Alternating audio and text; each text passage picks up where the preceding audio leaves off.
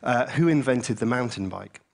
这个是一个很重要的问题。他从这个地方开场，在告诉我们传统经济理论为什么不可行。我想要透过这个东西，告诉各位，那变化的世界是你将要走进去的世界，所以你必须要让自己尽可能的去感受到那是什么。你不一定会了解，因为没有人了解它会变成什么样子，但是你必须知道。 老的方法一定行不通。 Because traditional economic theory would say, well, the mountain bike was probably invented by some big bike corporation that had a big R&D lab where they were thinking up new projects, and it came out of there. It didn't come from there. The mountain bike came from users, came from young users, particularly a group in Northern California, who were frustrated with traditional race, but also frustrated with the bikes that your dad rode, which were sort of had big handlebars like that, and they were too heavy.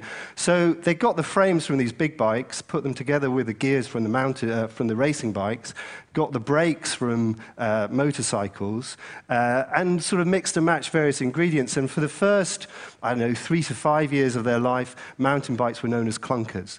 And they were just made in a community of bikers, mainly in Northern California. And then one of these companies that was importing parts for the clunkers decided to set up in business, start selling them to other people. And gradually another company emerged out of that, Marin. And it probably was, I don't know, 10, maybe even 15 years before the big bike companies realized there was a market. 各位有没有看到他在讲的一个重要的数字？后将近10年到15年，大公司才说啊、哦，原来这个东西有市场，才开始进入，所以它是差这么久的。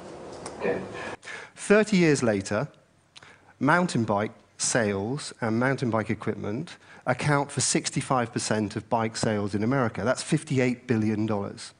This is a category entirely created by consumers that would not have been created by the mainstream bike market because they couldn't see the need, the opportunity, they didn't have the incentive to innovate.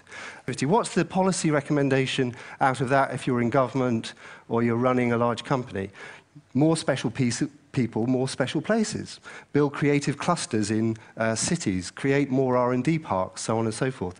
Expand the pipeline down to the consumers. Well, this view, I think, is increasingly wrong. I think it's always been wrong, because I think always creativity has been highly collaborative, and it's probably been largely interactive. But it's increasingly wrong, and one of the reasons it's wrong is that the ideas are flowing back up the pipeline.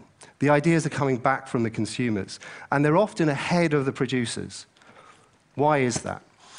Well, one issue is that radical innovation, when you've got ideas that affect a large number of technologies or people, have a great deal of uncertainty attached to them. The payoffs to innovation are greatest where the uncertainty is highest.